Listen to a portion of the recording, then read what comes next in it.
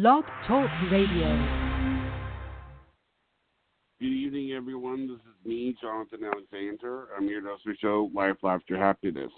Now, I assume, is this Lisa London that I'm speaking with? I certainly hope so. Great. I'm sorry. Normally, we would have my co-host here, and she was supposed to be doing her chakras, but she is a little bit under the weather. I did some. Well, maybe that's just the universe telling me that my chakras are doing really well right now. Maybe, I don't know. Have you ever had yours done? I did at some really cool Bhakti festival in Joshua Tree. Now you were. Let's see here. Did you were in the movies like Dragnet and Sudden Impact? Is that correct? Yes, I was in both of those films. Did you ever I get should to say meet I Tom am. Hanks? I should say I am in both of those films because they keep playing. Well, that's true, but did you ever meet Tom Hanks or Clint Eastwood? You're kidding, right? Well, no, kidding. I mean, I don't. Clint Eastwood. I mean, I don't know. Clint Eastwood people, directed me, and starred in the movie. And Dan Aykroyd, I had all my scenes with him and Dabney Coleman and Christopher Plummer and Dan Aykroyd. It was pretty amazing. Well, the only reason I ask that is sometimes people do scenes in movies, but they never do it with the stars. But actually, it's sort of funny. One of the things I remember about Clint Eastwood, and I heard this was a true story. He was on the Tonight Show with Muhammad Ali, and they asked him. I think they asked him, they said, "Have you ever had somebody try to pick a fight with you?" And he said that he was on the Tonight Show with Muhammad Ali, and apparently Muhammad Ali said, "Can you come with me for just a second?" And he led him down a long flight of stairs, and then he cornered him, and he got right in Clint Eastwood's face, and he says, "Can you give me one of those looks like you do in those movies and tell me I've got 10 minutes to get out of town?"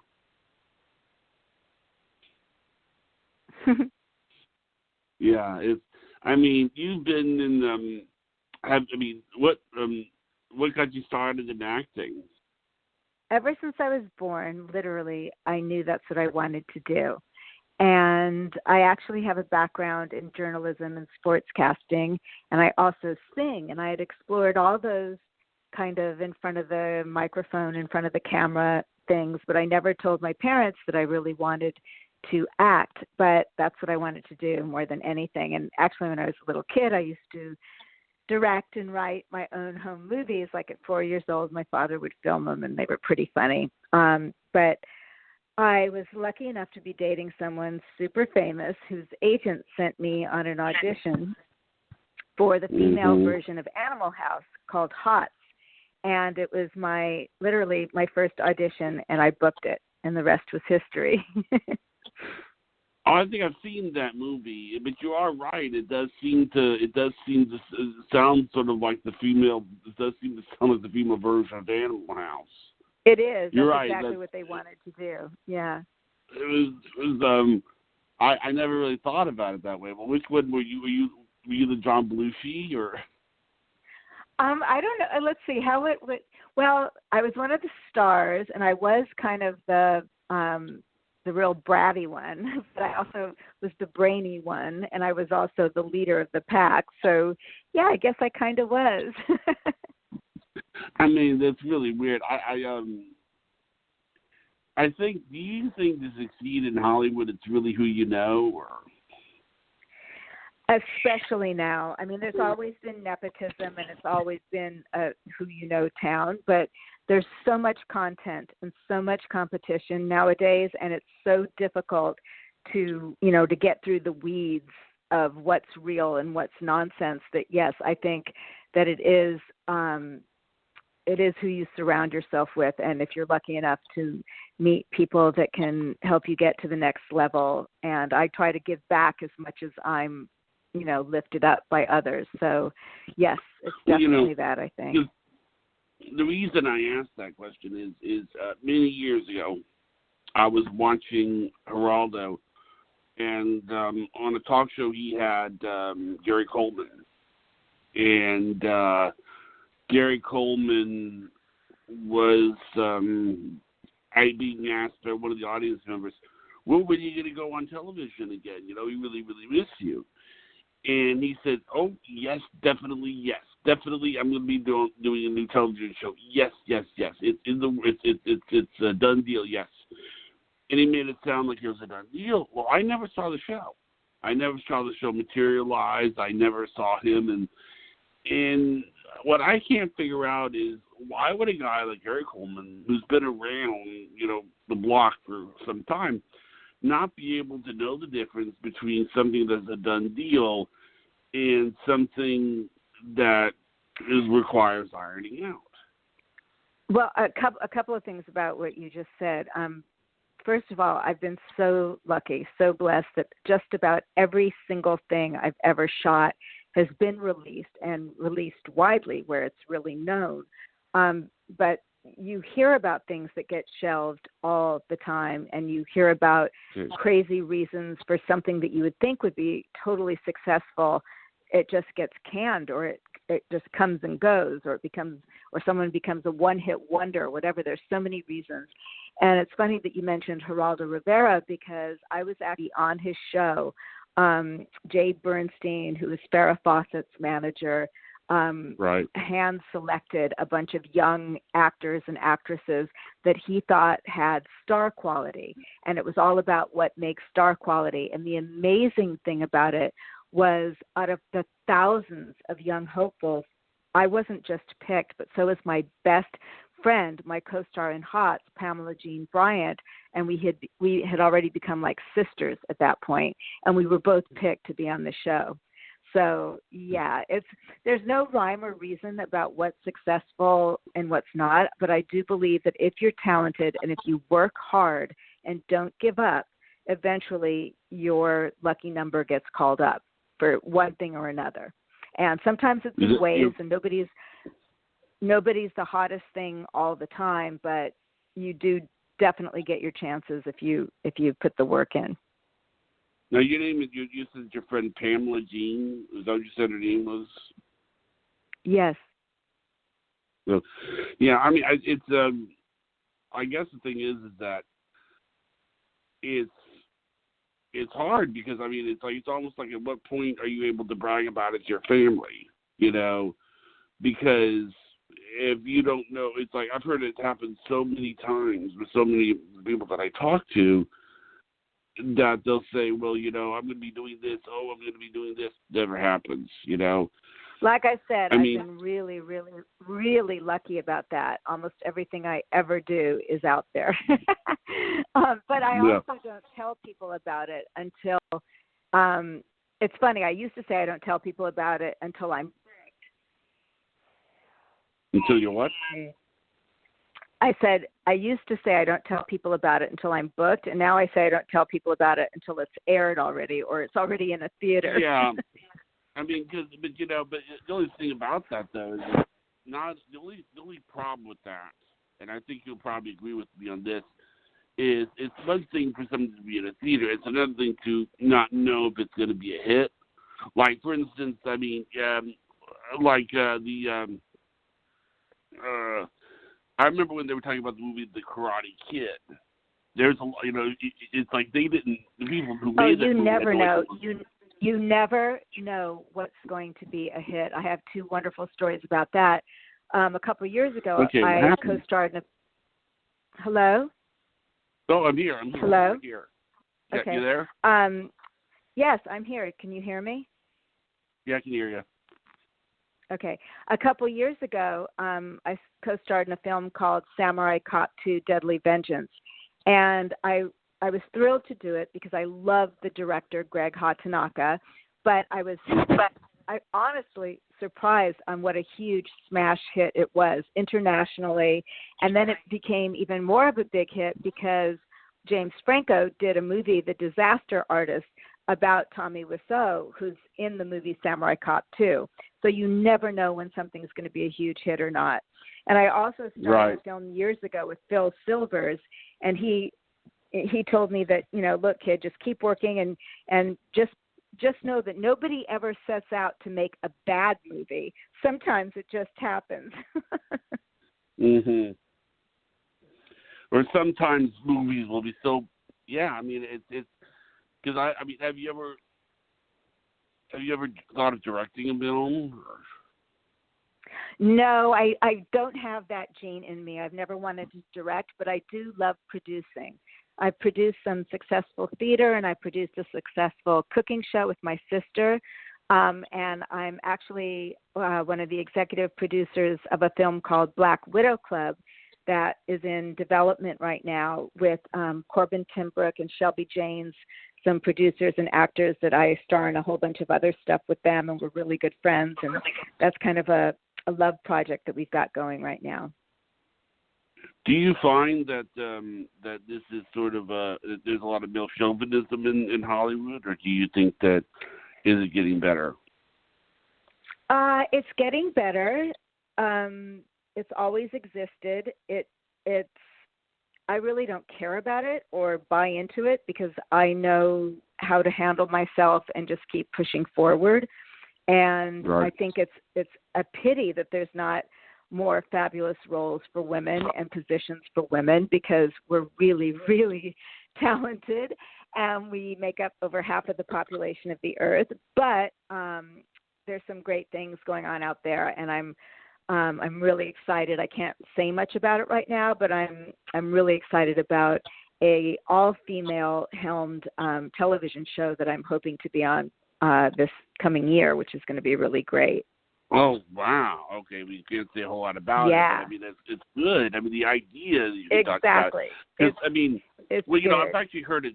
I've heard it said, and this is something that my father thinks is that if all of in history, you know, when it comes to war, men have been the ones to declare war. You know, and I'm not Exactly. picking men, but I'm just saying that we were the ones to do it. And there have been people that have argued that if all of the world's leaders were women, we probably would have world peace. Well, we probably would because we are so brutal in in what we say that our tongues can lash people a lot harder and yet not kill people. So yes, I think it would be a very good thing to have women leading the world. You know, I'm going to be having, I don't know if I told you this, and on the 30th of this month, I'm going to be having one of the accusers of Bill Cosby on my show. No, you didn't tell me that. Yeah, and I was wondering, I mean, did you ever run across Bill Cosby or? I actually met Bill Cosby when I was still in high school. I was one of the Bob Hope Classic girls, the Bob Hope famous golf tournament in Palm Springs because I grew up in Palm Springs. And I've only had a few men in my entire life that completely ignored me, never even looked at me.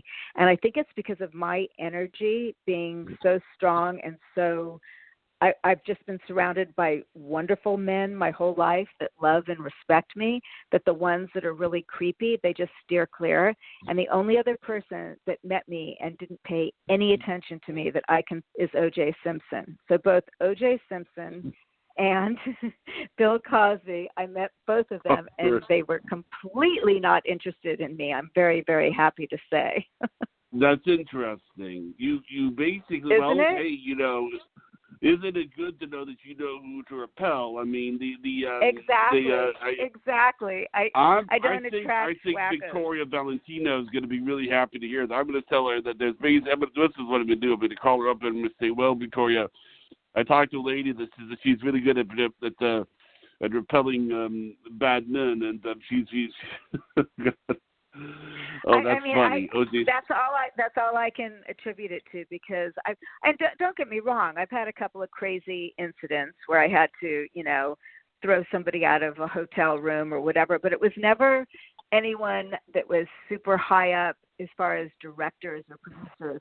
Both incidents, one was an agent, and the other one was the owner of a company that I had a super high-end modeling job with, which is so funny. And it was both instances of where they came to my hotel room and literally tried to barge in. But they didn't get very far, to say the least.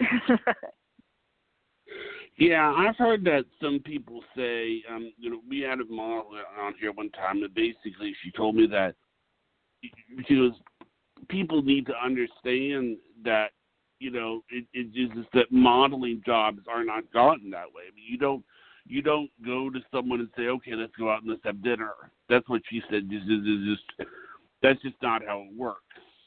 Am I right? Well, okay, that's a tough one to actually discuss because, of course, there's legitimate ways that actors and actresses and models were sent on auditions by legitimate authorized agents and managers.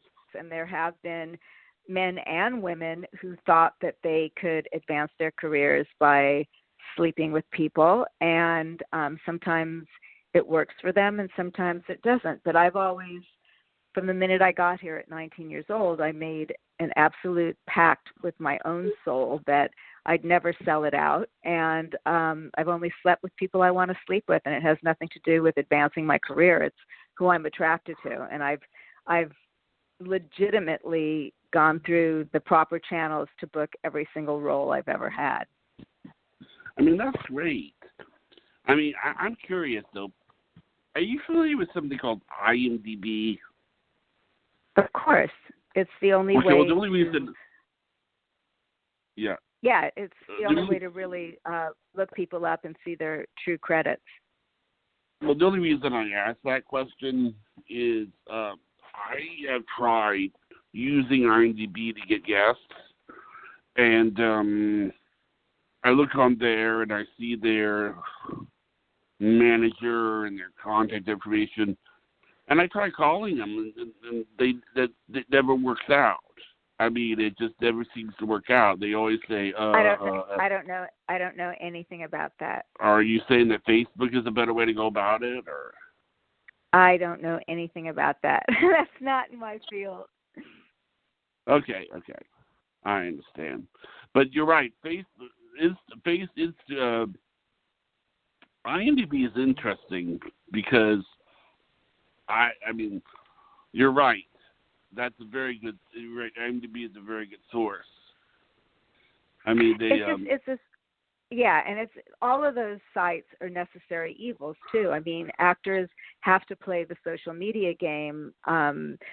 Once I did it, I have to honestly admit that everything started really kicking in, and my career was back to where I wanted it to be after a little bit of a lull when I wasn't indulging in that stuff. So it is what it is. It's the crazy world we live in, and you got to just keep rolling and adapting.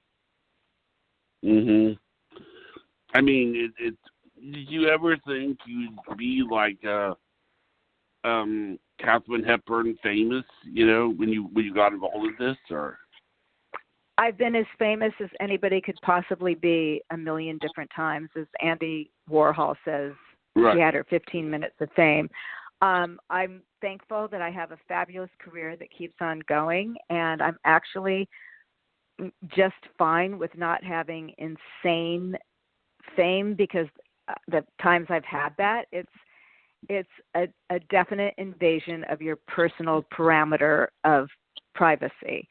So I'm loving every minute of where my life is at. And that said, if another humongous thing happens where I'm ultra famous again, I welcome that as well. It seems like, though, that do you ever feel like there's a double standard in Hollywood, or? Double standard meaning what? With men and women, it seems that they're treated a little differently. It seems.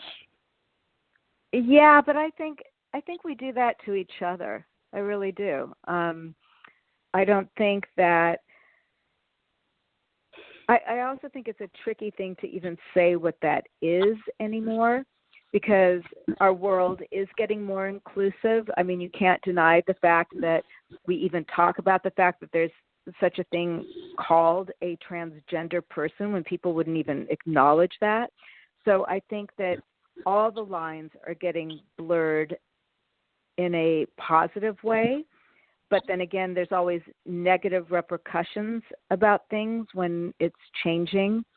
So I think I just think it's what you demand, how you demand to be treated is ultimately how you will be treated. And it's up to each individual to figure out what that even means. Right. I mean, it is hard. I mean, I think that would have, and it also must be hard when you work on a project that you can't tell anybody. I mean, that must be really rough. Yeah, but they do that, these non-disclosure things, they do that more and more now. So it's kind of like I'm just used to it. I understand, but like I've heard some people say, like Mark Hamill was tortured that he couldn't tell anybody that he was really related to Leia. But I imagine. Well, yeah, I just shot a web series in Texas with Lorenzo Lamas, and it's directed by Chuck Walker, and it was this fabulous experience. But yeah, I can't tell anybody anything about it because it's a sci-fi project, and until it comes out, they don't want the crazy twist that happens like in the third episode to be exposed. So yes, I can't talk about it yet either. Right. I mean, the whole, I mean, it's there's so many of them out there. I mean, it's like, but I mean, is it harder acting, or is it harder being in the movie, or like directing, or being in it? I don't direct. Well, no, but I mean, you have been in the creative aspect of it, right? I've produced things, but I've never directed. Yeah. Well, no, that's what I meant. I love acting more than anything, but I also love producing. I love putting the whole thing together and overseeing everything. And to me, it's just one and the same. I love it both equally. Yeah. Does it hard? I mean, have you ever I have a question. How would you feel if someone said, if you're in a movie and you get killed, I can't watch it because I care about you so much? I mean, does it bother you? I've had that happen quite a few times. In fact, in Sudden Impact, Clint Eastwood directed my scene so brilliantly that it's basically a close-up on my face, the whole scene, and you don't see if I die, you don't see if I get raped, you don't see any of the violent, insinuations that are there. But I've had so many people interpret it in so many ways, saying, I hated it when you were killed, or I hated it when you were raped, or I hated it when he hurt you, and you don't really see any of those things. So it's very interesting. It really is. It is, and that's my job. That's my job, to make you feel things. So I welcome it all. Yeah. Celebrate it. Embrace it. I've had friends of mine, who were in movies, and it's just too intense, seeing this person that you really care about getting strangled. Does that make sense? You don't want to see. It's like, no, don't do that. I mean, it's leave her alone. And well, I've died in a few films, and yeah, people get upset about it. But that's my job, to make them upset in that instance.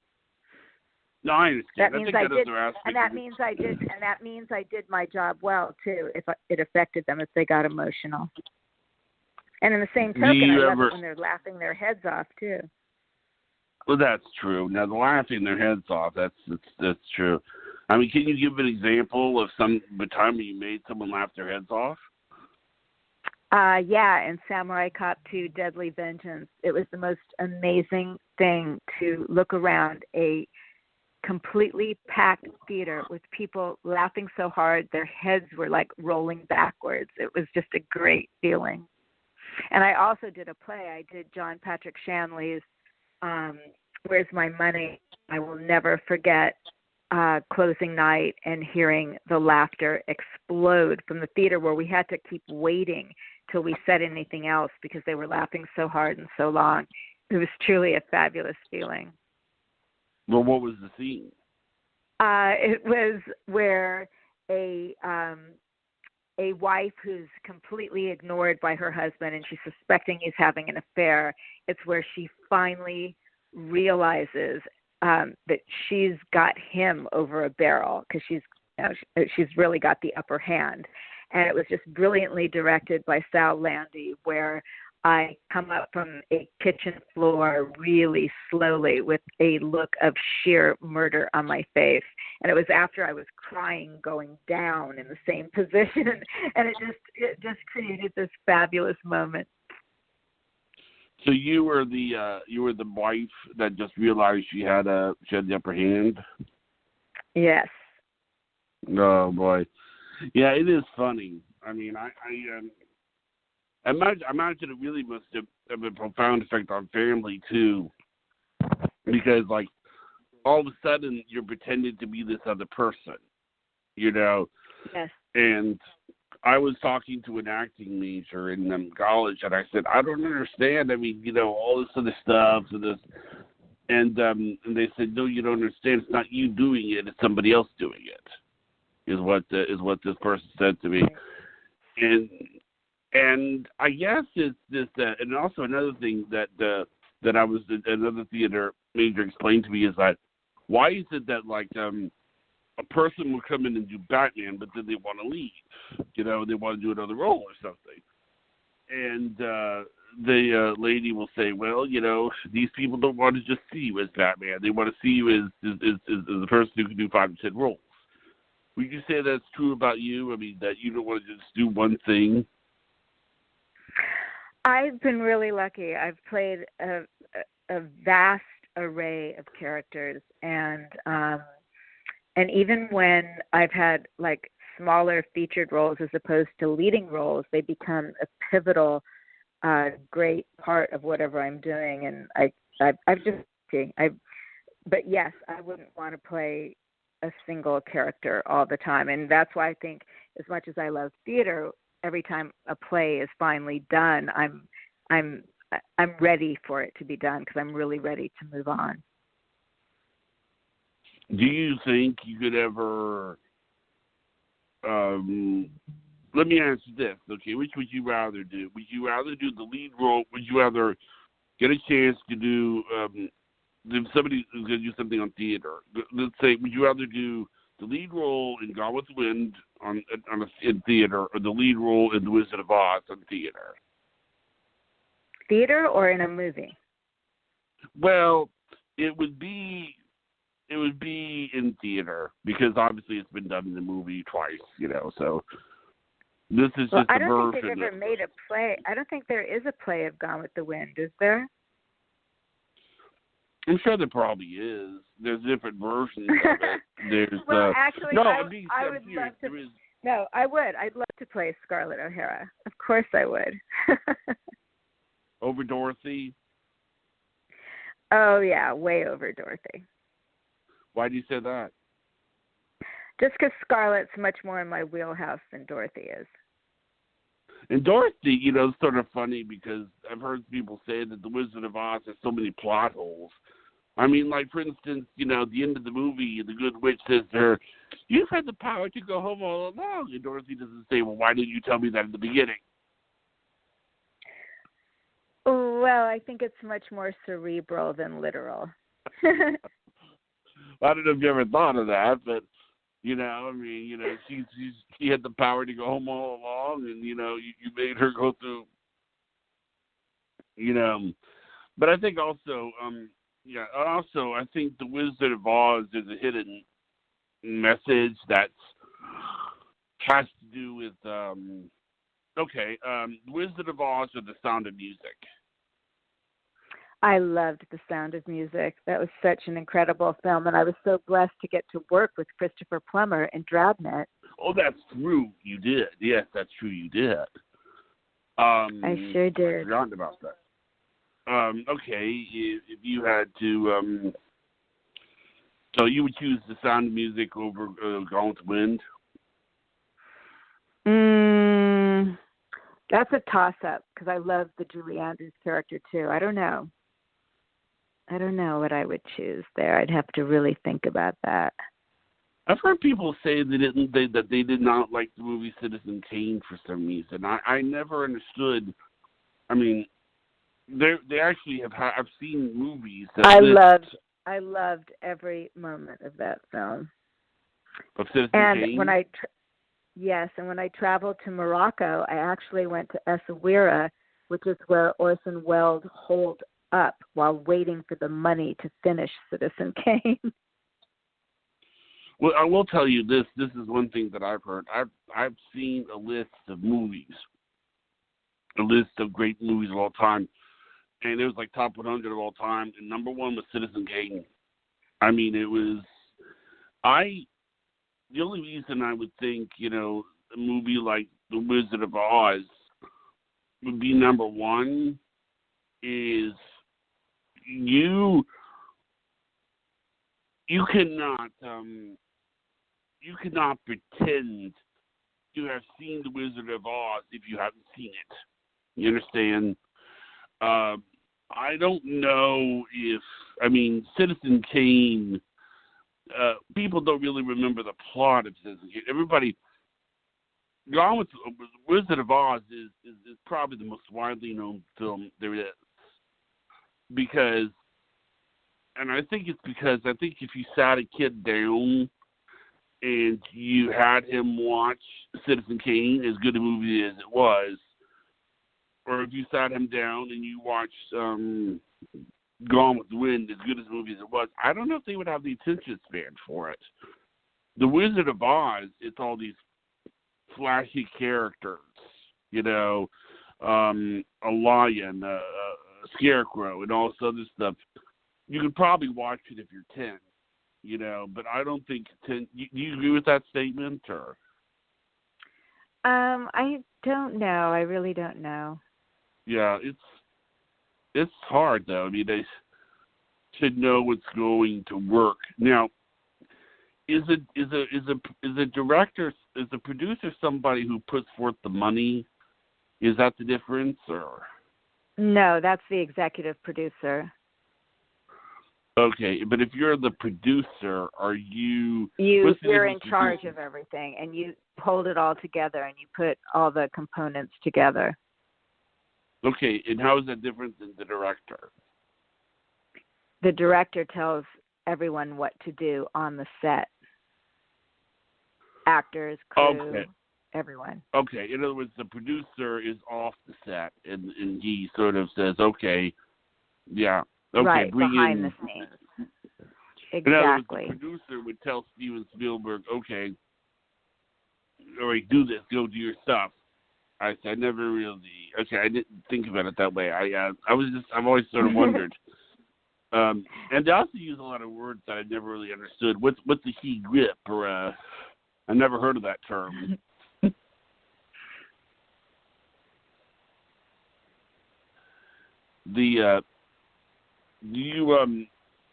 Are you as active as you used to be? Active meaning what? Like, are you still active as much as you used to be?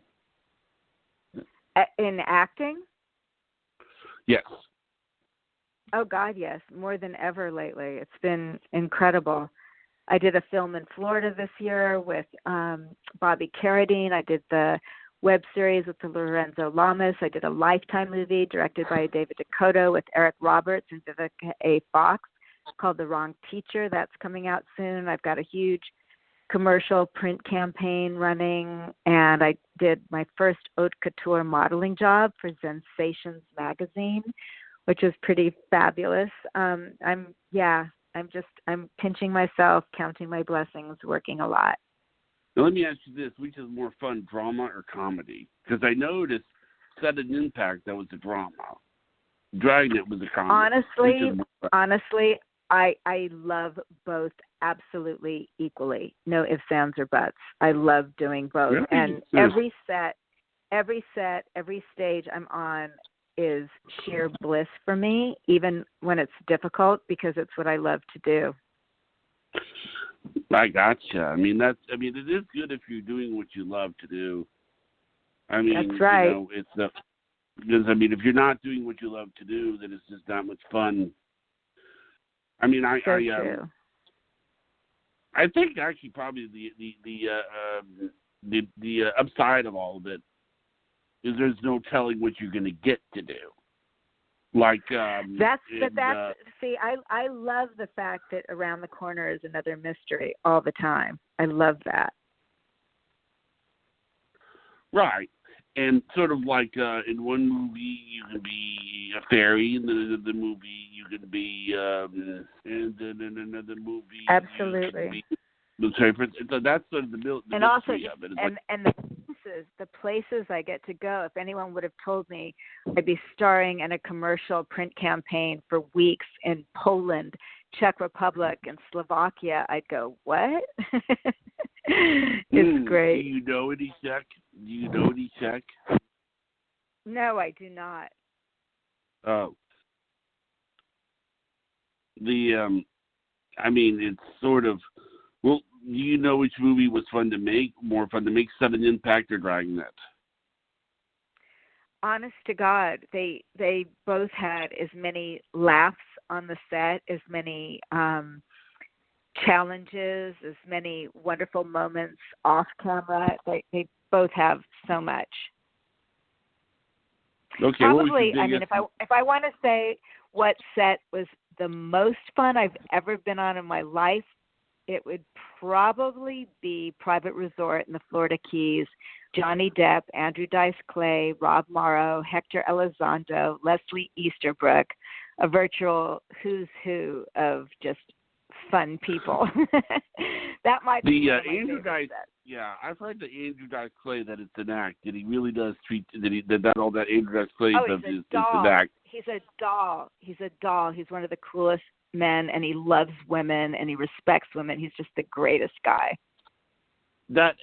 What he does, I think if I had to compare what he does, I would sort of compare it to a professional wrestler almost. You know, Absolutely. I mean, it's like you see the character, you know it's not real. You know that this, like Hulk Hogan doesn't go home and he doesn't do that. And yep. But he was. Yeah, he is funny. He is hysterical. But some people they didn't have the idea of knowing that it was a joke, because what he does is a joke. That's the funny thing about it. I don't get it. I mean, I could see him doing a lot of stuff. Andrew Dice Clay doing a lot of stuff. And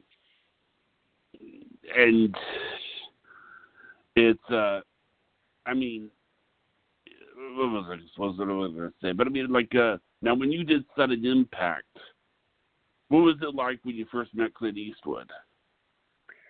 It was fabulous. I met him on what was a callback, but I had already been told by my agent at William Morris, Ed Mitchell, that I had the part, but I still had to meet with Clint. But he had already okayed me. I went through his wonderful casting director first, Marion Doherty, who basically changed the rules of casting. She was such a trailblazer. But anyway, I'll never forget walking into his office, and he just made me feel absolutely at ease, and he just told me a few things that he wanted out of the character and for me to just think about it until I showed up on the set in Santa Cruz. The Sondra Locke died recently. Did you know that? I know she did. Yeah, apparently her death was announced. And actually, one of the fun facts about Sondra Locke, me and Sondra Locke, we have the same birthday. Aw. We were born the 28th of May. I don't know. I always thought her and Clint Eastwood looked good together. But I always liked Clint Eastwood because Clint Eastwood had this sort of thing where he would just, my father told me, he said, he's a policeman who never asks for backup, you know. But exactly. Was your best moment on Sudden Impact when you got to meet Clint Eastwood? No, I would say the best moment was after we were done shooting and he told me that I was a fabulous talent and that I wasn't just beautiful, that I had something really special and that I also had a wonderful, responsible work ethic, and he loved that. That's a great compliment to hear from him. I mean, to come from him. Yes, it is. Yes, it is. I saw a list of like the top actors out there, all time. And number one was John Wayne, and number two was Clint Eastwood. And I actually often wondered why, Clint Eastwood and Jack Nicholson never did a Dirty Harry movie together. But that's another question. He never did. He never did. Yeah, mine was the last one. Sudden Impact was the last one. No, that's not true. The last one was the Deadpool. No, that's not a Dirty Harry. Yes, it is.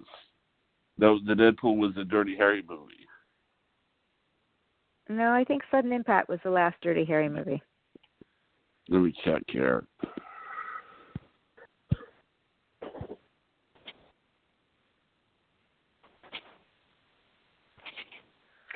So, Jonathan, we have to wrap it up soon. I forgot that I have to go to the recording studio tonight. Okay, that's fine. That's fine. Well, listen, it's really great having you on. Thank you. I hope you can come back and that we could have your chakras cleaned. Okay? Sure, why not? All right. I hope I did okay on the show. It was a little bit off of kilter. Actually, I just checked. Deadpool was a Dirty Harry movie. What year was it? It was 1988, and it was the 5th installment. That's funny because I was just told that Sudden Impact was the last one. Okay. But you're right. If that's chronological, that would be the last one. But I don't think it did anywhere near as well as Sudden Impact financially, though. Okay. All right. Well, I'm going to go ahead and wrap it up. I'll go ahead and wrap it up. I didn't realize I had to leave suddenly, but I will keep in touch with you, okay, about you coming back on having your chakra sun, okay? Okay. Thank you.